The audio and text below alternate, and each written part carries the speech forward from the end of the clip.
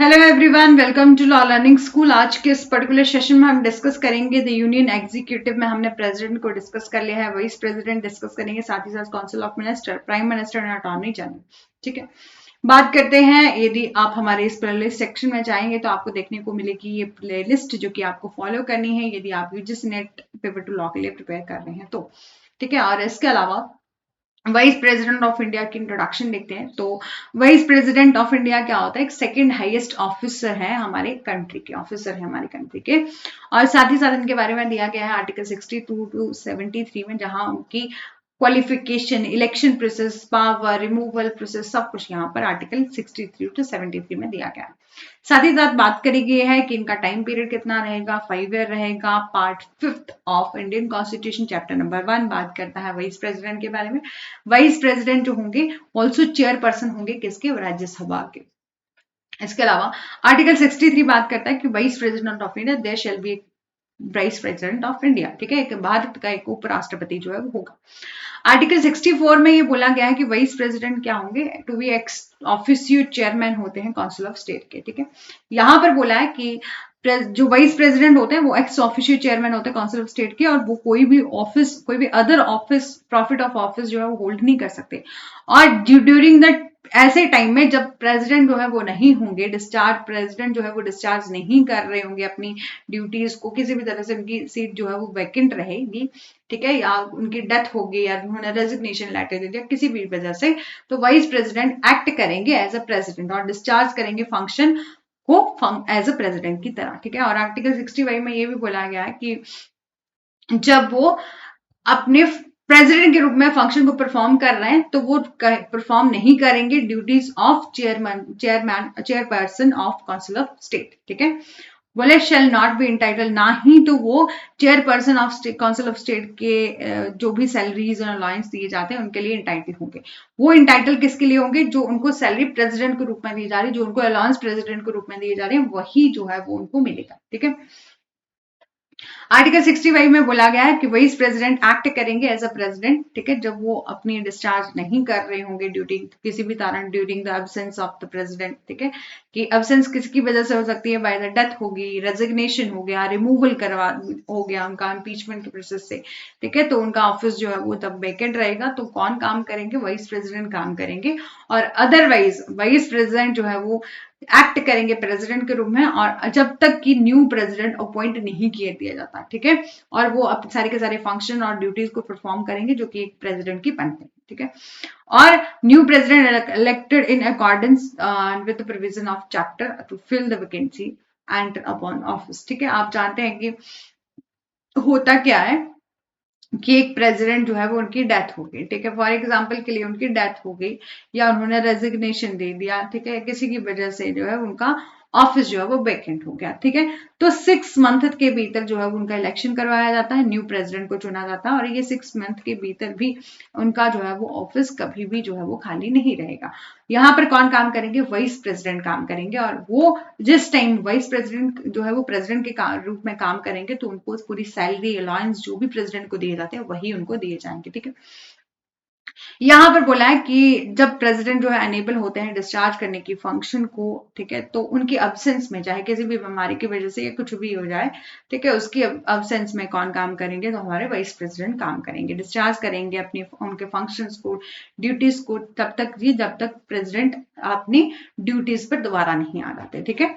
Vice president जो है वो shall during the respect of the period, ठीक है, वाइल जो एक्टिंग डिस्चार्जिंग की वाइस प्रेसिडेंट जब तक कि वो डिस्चार्ज कर रहे हैं अपनी ड्यूटी प्रेसिडेंट की तरह, ठीक है, तो वो all powers and immunity of president के लिए इंटाइटल रहेंगे। मतलब जितना भी अमॉलमेंट, अलाउंस, भत्ते जो भी उनको दिए जाते हैं, जो भी पार्लियामेंट के द्वारा डिफाइन करे गए हैं, डिटरमाइन करे गए हैं बाय द लॉ, ठीक है, तो वो उनको मिलेंगे जो कि वाइस प्रेसिडेंट है। उनको प्रेसिडेंट के रूप में जो काम कर रहे हैं उनके काम के बदले में जो प्रेसिडेंट की सैलरी, अलाउंस, अमॉलमेंट और प्रिविलेजेस जो भी मिलती हैं वो उनको प्रेसिडेंट के रूप में ही दिए जाएंगे। ठीक है, आर्टिकल 66 में बोला है कि इलेक्शन कौन करेगा वाइस प्रेसिडेंट का? तो यहाँ पर बोला है कि इलेक्टोरल कॉलेज करेगा, जिसमें कि बोथ हाउस ऑफ पार्लियामेंट जो है वो आते हैं। ठीक है, दोनों ही हाउस के पार्लियामेंट, दोनों ही हाउस ऑफ पार्लियामेंट के जो है वो पीपल, जो भी आपके मेंबर हैं, ठीक है, वो क्या करेंगे? एक प्रोपोर्शनल रिप्रेजेंटेटिव के लिए, जैसे सिंगल ट्रांसफरेबल वोट, मतलब एक पर्सन को एक ही वोट कास्ट करने का राइट दिया जाएगा और उसके माध्यम से जो है इलेक्ट करेंगे आपके वाइस प्रेसिडेंट को, ठीक है। और इलेक्शन किस तरीके से होगा? बाय द सीक्रेट बैलेट के थ्रू होगा, ठीक है। यहाँ पर बोला कि वाइस प्रेसिडेंट जो है वो होल्ड नहीं कर सकते कोई भी ऑफिस ऑफ प्रॉफिट, ठीक है। यहाँ पर बोला है कि ये वाइस प्रेसिडेंट जो है वो नहीं होने चाहिए member of either house of parliament and house of legislature of any state. यदि हैं भी, ठीक है, यदि हैं भी, ठीक है, यदि किसी हाउस ऑफ पार्लियामेंट के मेंबर हैं या हाउस ऑफ स्टेट लेजिस्लेचर के मेंबर हैं, तो जब उनको इलेक्ट किया जा रहा है वाइस प्रेसिडेंट के रूप में, तो वो उस ऑफिस में एंटर होने से पहले वहां क्या कर दे देंगे? अपना रेजिग्नेशन दे देंगे, ठीक है। और बोला है कि कोई भी पर्सन एलिजिबल है, ठीक है, नो वन पर्सन, कोई भी पर्सन वो उपराष्ट्रपति के रूप में चुनने के लिए तब तक पात्र नहीं होगा यदि वो इंडिया का सिटीजन नहीं है, तो वो पात्र नहीं है। इंडिया का सिटीजन है, इट मीन्स कि वो एलिजिबल है, उसने एज कंप्लीट कर लिया 35 ईयर, ठीक है, वो क्वालिफाई होना चाहिए for the election of member of council of state, ठीक है, उसको जो है वो राज्यसभा के सदस्य के रूप में चुनने के लिए वो योग्य होना चाहिए। बात करते हैं एक पर्सन जो है वो कब कब एलिजिबल नहीं होता वाइस प्रेसिडेंट के लिए चुनने के लिए, तो यदि उसने ऑफिस ऑफ प्रॉफिट कोई और होल्ड करके रखा है, कोई भी गवर्नमेंट ऑफ इंडिया के द्वारा, गवर्नमेंट ऑफ स्टेट के द्वारा, और कोई भी लोकल अथॉरिटी जो कि किसके कंट्रोल में, subject to control of set government, ठीक है, तो यहाँ पर बोला है कि वो पर्सन एलिजिबल नहीं है, ठीक है। अब टर्म ऑफ ऑफिस कितना है वाइस प्रेसिडेंट का? तो बोला है 5 ईयर होगा, ठीक है। और कब से डिसाइड होगा? जब वो पर्सन उस ऑफिस में एंटर हो जाएगा, तब से हम जो है वो ये देखेंगे कि उनका टाइम पीरियड 5 ईयर हुआ है या नहीं, ठीक है। प्रोवाइड किया गया है यहाँ पर कि वाइस प्रेसिडेंट जो है वो अपना रेजिग्नेशन लेटर देना होगा, तो वो किसे देंगे? प्रेसिडेंट को देंगे, ठीक है। और इसके अलावा ये बोला है कि यदि वाइस प्रेसिडेंट को रिमूव करना है उसके ऑफिस से, तो रेजोल्यूशन के माध्यम से, रेजोल्यूशन पास करके जो काउंसिल ऑफ स्टेट में जो पास किया जाएगा मेजोरिटी के साथ, ठीक है, then the member of council जो है वो एग्री होते हैं, हाउस ऑफ पीपल भी जो है वो उनको पास कर देता है, ठीक है। और तो बोला है उसका, उसके खिलाफ जो है रेजोल्यूशन पास किया जा सकता है और उसको हटाया जा सकता है, बट, ठीक है, बट इस रेजोल्यूशन के पास होने से पहले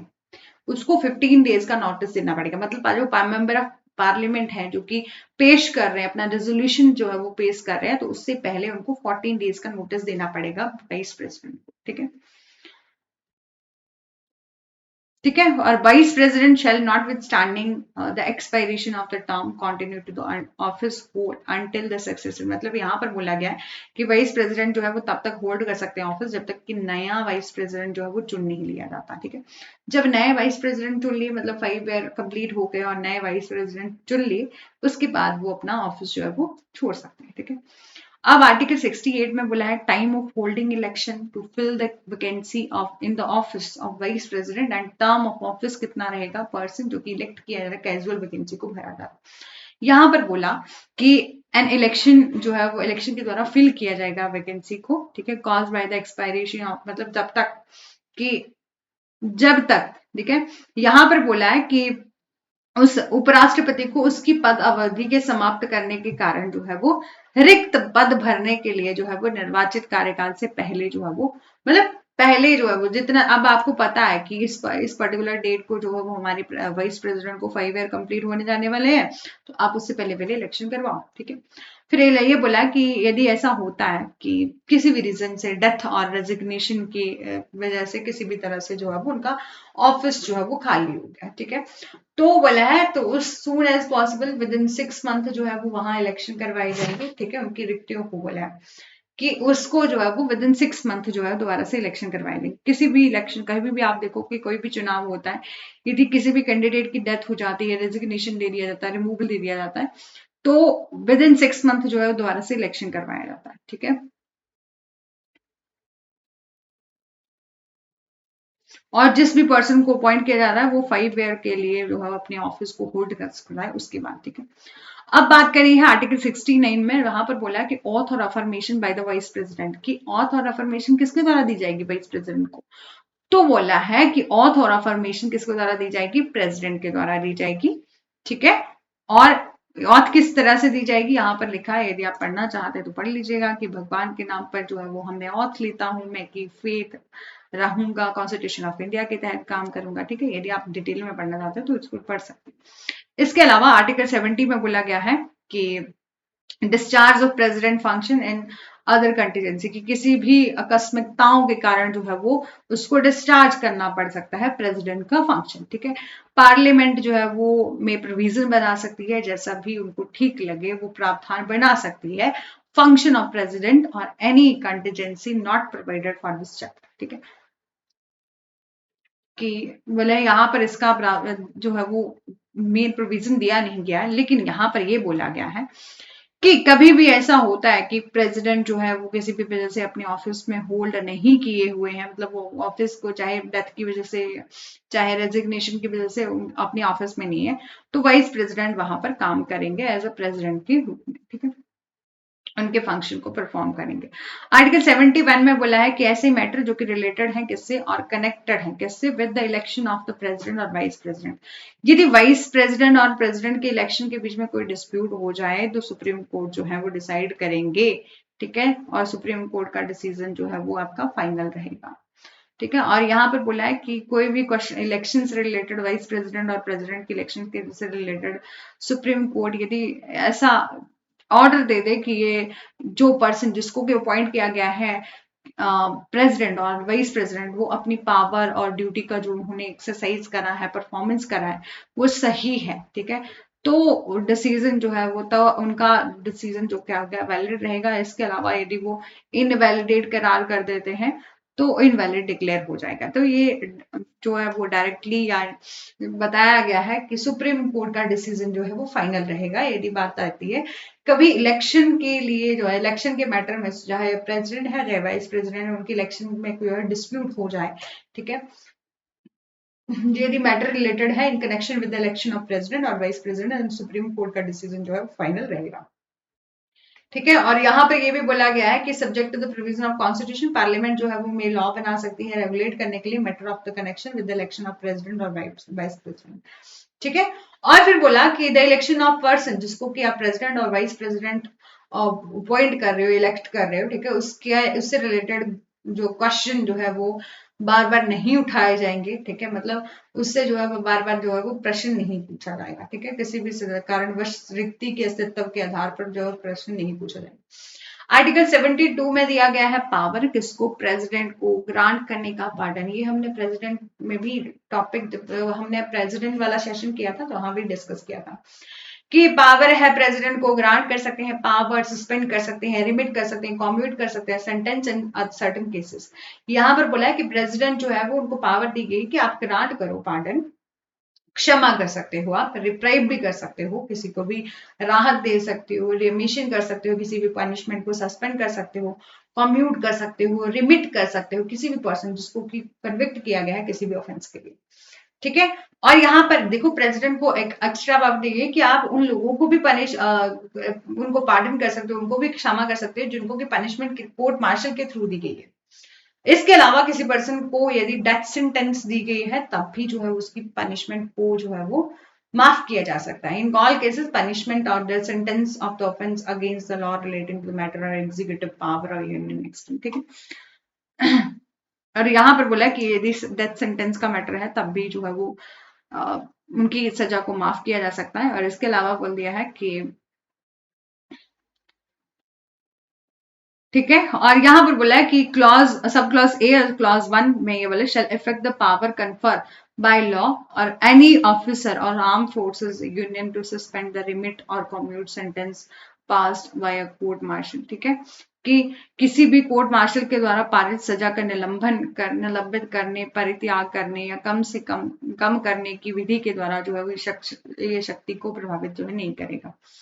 ठीक है। और यहाँ पर ये बोला कि पावर है आप प्रेसिडेंट को कि वो सस्पेंड कर सकता है, रिमिट कर सकता है, कम्यूट कर सकता है सेंटेंस को, ठीक है, जो कि एक्सरसाइजेबल बाय द गवर्नर है ऑफ द स्टेट और एनी लॉ, ठीक है, for the time being in force, ठीक है। अब बात करते हैं आर्टिकल 73 में जहां बोला है कि एक्सटेंड और एग्जीक्यूटिव पावर ऑफ यूनियन, कि संघ की कार्यपालिका की शक्ति का विस्तार। यहाँ पर बोला है subject to the provision of the constitution executive power of union extend करती है, मतलब संविधान के उपबंधों के अधीन रहते हुए संघ की कार्यपालिका शक्ति का विस्तार होगा, ठीक है, ऐसे मैटर्स में, ठीक है, एक्सटेंड करा जा सकता है एग्जीक्यूटिव पावर ऑफ यूनियन को ठीक है, किन मैटर में, ऐसे मैटर जो कि रिलेटेड है इन respect of which the parliament को जो है लॉ बनाने की पावर है, ठीक है, उन विषयों के संबंध में जिनमें जो है संसद को कानून बनाने की शक्ति है। और टू एक्सरसाइज सच राइट, आप जो है वो ऐसे राइट को एक्सरसाइज कर सकते हो, अथॉरिटी और जुरिस्डिक्शन को, जो कि एक्सरसाइजेबल बाय है गवर्नमेंट ऑफ इंडिया और by virtue of an treaty और एग्रीमेंट, ठीक है। और यहाँ पर बोला गया है कि अंडर प्रोवाइड किया गया है कि एग्जीक्यूटिव पावर जो कि रेफर करी गई है सब क्लॉज ए में, ठीक है, shall not save expressly provided the constitution और मेड लॉ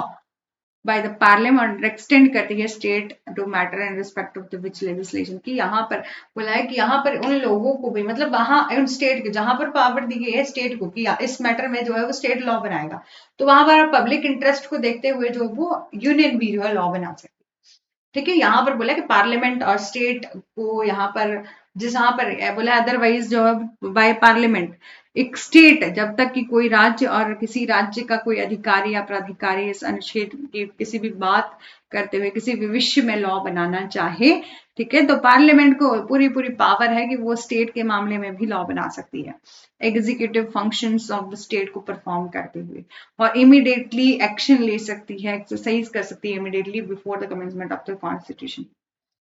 अब बात करते हैं council of minister, prime minister, attorney general की। चैप्टर 1 एग्जीक्यूटिव का पार्ट 5 का चैप्टर नंबर 1 जो ऑफ कॉन्स्टिट्यूशन जो है वो बात करता है president, vice president, council of minister, और जो कि हेडेड बाय है आपके प्राइम मिनिस्टर और अटॉर्नी जनरल, ठीक है। हैविंग ऑलरेडी हमने डिस्कस कर लिया है अपने प्रेसिडेंट को, वाइस प्रेसिडेंट को, ठीक है। अब बात करते हैं काउंसिल ऑफ मिनिस्टर की, प्राइम मिनिस्टर की, अटॉर्नी जनरल की, ठीक है। तो वाइल इंडियन प्रेसिडेंट जो है वो हेड होते हैं किसके, स्टेट के, और प्राइम मिनिस्टर जो है वो हेड होते हैं किसके, गवर्नमेंट के। अब आर्टिकल 74 जो की बात करता है काउंसिल ऑफ मिनिस्टर की, वो एड करेगा और एडवाइस करेगा किसको, प्रेसिडेंट को, ठीक है। यहाँ पर बोला है देयर शेल बी एक काउंसिल ऑफ मिनिस्टर होगी और उसके साथ एक प्राइम मिनिस्टर होंगे जो कि क्या करेंगे, एड करेंगे और एडवाइस करेंगे किसको, प्रेसिडेंट को, ठीक है, और एक्सरसाइज करेंगे फंक्शंस को और अपनी इन अकॉर्डेंस विद सच एडवाइस, ठीक है। और यहाँ पर बोला है कि राष्ट्रपति जी को सलाह और सहायता देने के लिए एक मंत्री परिषद, एक मंत्री होंगे और दूसरा प्रधानमंत्री होंगे, दूसरे मंत्री परिषद होगी जो कि अपने कार्य का प्रयोग करते हुए उनको इस सलाह के अनुसार जो है वो कार्य करेंगे।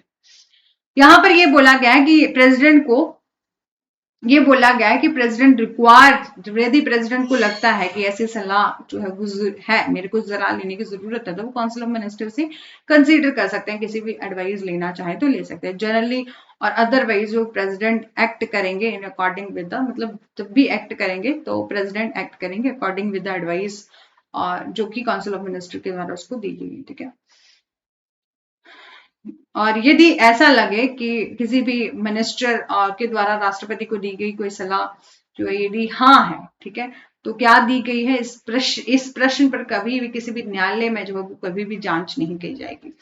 अब आर्टिकल 75 बात करता है अदर प्रोविजन क्या है मिनिस्टर की, तो यहाँ पर बोला है कि प्राइम मिनिस्टर जो है वो अपॉइंटेड, ठीक है, प्राइम मिनिस्टर को अपॉइंट करते हैं कौन, प्रेसिडेंट, ठीक है, अपॉइंटेड बाय द प्रेसिडेंट होते हैं, ठीक है। और अदर मिनिस्टर जो भी अपॉइंटेड किए जाते हैं प्रेसिडेंट के द्वारा और on the advice of the prime minister, ठीक है। आप जानते हैं कि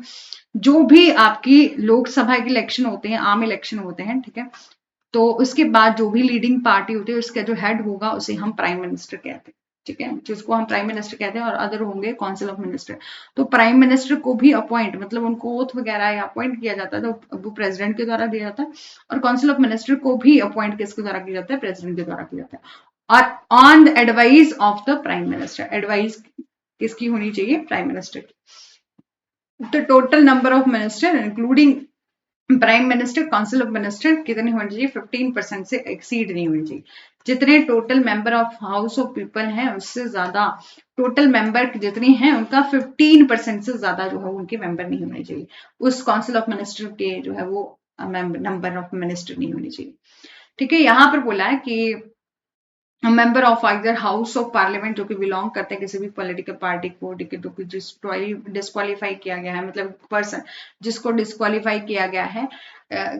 10th शेड्यूल में, उस पर्सन को कि वो डिस्क्वालीफाई है, वो अपॉइंट ही नहीं हो सकता मिनिस्टर, ठीक है। और तो यहाँ पर जो है वो प्रेसिडेंट को अथॉरिटी दी गई, पावर दी गई है कि वो जो है उस पर्सन को डिस्क्वालीफाई कर सकते हैं, ठीक है। For the duration of period commencing the person disqualification till the date of the term the member would expire or contest the election of the House of Parliament, ठीक है। और यदि उस पर्सन को इलेक्ट कर भी दिया गया है तो उसको जो है वो क्या किया जा सकता है, डिस्क्वालीफाई घोषित किया जा सकता है। यहाँ पर बोला है द मिनिस्टर शैल होल्ड कर सकते हैं office during the pleasure of president, ठीक है, कि जब तक प्रेसिडेंट चाहेंगे तब तक वो होल्ड कर सकते हैं ऑफिस। यहाँ पर बोला है काउंसिल ऑफ मिनिस्टर जो है वो कलेक्टिवली रिस्पॉन्सिबल होते हैं किसके लिए, हाउस ऑफ पीपल के लिए। बिफोर मिनिस्टर जब अपना बोला है एंटर होंगे ऑफिस में, ठीक है, तो सबसे पहले जो प्रेसिडेंट क्या करेंगे, उनको ओथ दिलवाएंगे, ठीक है, और ठीक है, और ताकि बोला है जो भी गोपनीयता की शर्त जो है वो दिलाई जाएगी, ठीक है, जो कि 3rd शेड्यूल में बताई गई। एक मिनिस्टर जो कि who for any period 6 consecutive month, ठीक है, यहाँ पर बोला है कि जो मंत्री जो लगातार 6 महीनों किसी अवधि के लिए संसद के किसी सदन का सदस्य नहीं है, ठीक है, तो उस अवधि की समाप्ति जो है वो मंत्री नहीं, मतलब उस अवधि की समाप्ति के बाद जो है वो मिनिस्टर नहीं रहेगा, ठीक है। अ मिनिस्टर जो कि फॉर एनी पीरियड 6 मंथ के लिए जो है वो वहां नहीं है, संसद का किसी सदस्य नहीं बना रहा है, तो उसको जो एक्सपायरेशन होगा उस टाइम का, उसके बाद जो है वो मिनिस्टर नहीं रहेगा, ठीक है। और salary and allowance of minister जो ये डिसाइड किया जाता है वो पार्लियामेंट के द्वारा ही डिसाइड किया जाता है, ठीक है। From time to time determine किया जाता है पार्लियामेंट के द्वारा, ठीक है, जो भी डिटरमाइन करे पार्लियामेंट, ठीक है, स्पेसिफाई किया गया है 2nd शेड्यूल में। बात करते हैं अटॉर्नी जनरल ऑफ इंडिया की, तो अटॉर्नी जनरल को लॉ ऑफिसर बोला जाता है इंडिया का। एक पर्सन एक जो प्रेसिडेंट होते हैं वो अपॉइंट करते हैं एक पर्सन को जो कि क्वालिफाई है एज अ सुप्रीम कोर्ट का जज बनने के लिए क्वालिफाई है, उसको अटॉर्नी जनरल ऑफ इंडिया जो है वो इलेक्ट किया जाता है, अपॉइंट किया जाता है, ठीक है। और बोला है कि it shall be the duty है किसकी, अटॉर्नी जनरल की, कि वो एडवाइज करेगा गवर्नमेंट को टाइम टू टाइम, जब भी गवर्नमेंट को सलाह चाहिए होगी तो वो क्या करेंगे, अटॉर्नी जनरल एडवाइस करेंगे किसी भी लीगल मैटर, किसी भी और कोई भी ऐसा फंक्शन है जिसका कि लीगल करेक्टर है, यदि उनको ड्यूटी परफॉर्म करना है तो टाइम टू टाइम जो है वो प्रेसिडेंट को एडवाइस करेंगे, ठीक है, कानूनी सलाह देंगे और डिस्चार्ज करेंगे अपने फंक्शन को जो भी कॉन्स्टिट्यूशन के तहत जो उन्हें दिए गए हैं। बोला है वो परफॉर्म करेंगे अपनी ड्यूटी को। अटॉर्नी जनरल, ठीक है, जो कि जहां पर अटॉर्नी जनरल को बोला है राइट दिया गया है कि वो ऑडियंस का right to audience in all court in the territory, जो भी कोर्ट है वहां पर सुनवाई का उनको राइट दिया गया। अटॉर्नी जनरल होल्ड कर सकते हैं office during the pleasure of president, जब तक प्रेसिडेंट चाहेंगे जब तक वो होल्ड कर सकते हैं ऑफिस, ठीक है, और रिसीव करेंगे रेम्यूनरेशन, ठीक है, जिस तरह से भी जो है प्रेसिडेंट डिसाइड करें उसी तरह से जो है रेम्यूनरेशन रिसीव करेंगे। कंडक्ट ऑफ गवर्नमेंट बिजनेस क्या है, आर्टिकल 77 में दिया गया, यहाँ पर बोले all executive actions of government of India जो है वो प्रेसिडेंट के नाम पर किए जाते हैं, ठीक है, और कोई भी ऑर्डर और other instrument made by the executive name of president, और सब कुछ काम जो है वो प्रेसिडेंट के नाम पर किया जाता है, ठीक है। और फिर बोला है कि द प्रेसिडेंट जो है वो रूल बना सकते हैं, make rule for convenient transaction of business के लिए, गवर्नमेंट ऑफ इंडिया के लिए किस तरह से allocation among the ministry and set business, किसी भी बिजनेस के लिए सुविधाजनक लेन देन के लिए, मंत्रियों के कार्य के बीच में आवंटन के लिए तो है वो लॉ रूल बना सकते हैं। आर्टिकल 78 में बोला है ड्यूटीज है किसकी, ड्यूटी है किसकी, मिनिस्टर प्राइम मिनिस्टर की as respective furnishing information the president, की ड्यूटी बनती है प्राइम मिनिस्टर की कि वो कम्युनिकेट करेगा प्रेसिडेंट के साथ जो भी डिसीजन लिया जा रहा है काउंसिल ऑफ मिनिस्टर में, जो रिलेट करता है इससे एडमिनिस्ट्रेशन ऑफ अफेयर्स से और union and proposal of legislation से, तो ये ड्यूटी किसकी बनती है, प्राइम मिनिस्टर की बनती है, वो कम्युनिकेट करे प्रेसिडेंट से, ठीक है, कि फर्निश करना इंफॉर्मेशन जो कि रिलेटेड है आपके एडमिनिस्ट्रेशन ऑफ अफेयर्स से यूनियन, जिसका पर्पस क्या है लेजिस्लेशन का। एज अ प्रेसिडेंट जो है वो कभी भी मतलब कभी भी जो है वो राष्ट्रपति, यदि राष्ट्रपति कुछ ऐसा सूचना मांग रहे हैं तो ये वो उसकी ड्यूटी बनती है प्राइम मिनिस्टर की कि उसको जो है वो इंफॉर्मेशन थे, ठीक है। और इफ द प्रेसिडेंट, यदि प्रेसिडेंट रिक्वायर चाहते हैं कि सबमिट करे consideration of the council of minister any matter, ठीक है, which a decision has been taken, minister जो भी डिसीजन टेकन लिया है, ठीक है, मंत्री परिषद ने जो भी आपका डिसीजन लिया है, ठीक है, यदि प्रेसिडेंट ऐसा चाहते हैं कि वो चाहते हैं कि वो सबमिट करें अपना reconsideration the council of minister any matter जो कि डिसीजन लिया गया है मिनिस्टर के द्वारा but which has not been considered by the council. ठीक है, और इसी के साथ हमारा सेशन यहीं तक था और ये हमारी प्लेलिस्ट है जो कि आपको फॉलो करनी है यदि आप यूजीसी नेट पेपर 2 लॉ के लिए प्रिपेयर कर रहे हो। Thank you so much. Do like, share and subscribe, press the bell icon for further notification. Thank you.